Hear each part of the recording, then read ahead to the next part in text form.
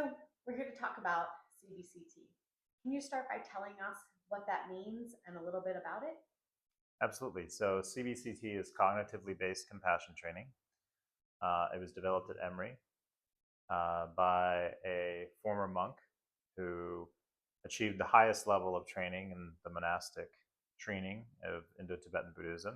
And the Dalai Lama asked him to go to the United States and get his PhD to find out if modern science confirmed the benefits of the mental training that they do called Lojong, and if so, to help spread that globally to the world. So Dr. Negi went to Emory and got his PhD in the science of emotions and has since established a Center for Contemplative Science. And what's great about the department is that it has both the compassion training for lay people, but also there's the science arm of that center where they've studied the brains of the monks to determine whether or not the practices truly have a physiological effect on their brains. And the answer is yes. The science has supported that this kind of mental training not only has what you might say subjective benefits, but also real hard scientific adaptation of the brain through neuroplasticity. And so I've been involved in the cognitively based compassion training for the past decade or more. And what it boils down to is a set of practices that were developed by Dr. Negi while he was at Emory. A student came to him and said that the class he was teaching, which was very conceptual, seems like it would have practical value for students at Emory. So he put some time and effort into putting together a course that would teach people how to do the training. And so cognitively based compassion training is a set of meditations that help cultivate qualities like attention, internal awareness, and self-compassion through stabilizing meditation, and also the use of analytical meditation to develop compassion through expanding our concern for people outside of our immediate circle, deepening gratitude and tenderness, and then ultimately giving us a way to express our compassion.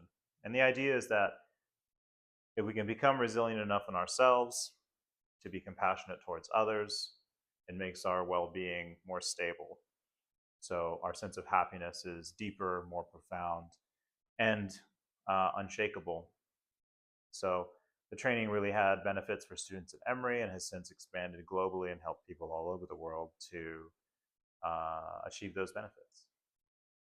That sounds It's pretty exciting. Yeah. And it's really powerful work to be able to share those insights with people. I was just teaching a class yesterday at Emory to the undergraduates, and we did an exercise that helps people understand the concepts of interdependence. And Martin Luther King Jr. said it best. To paraphrase, he said that before you finish your breakfast in the morning, you've relied on half the world.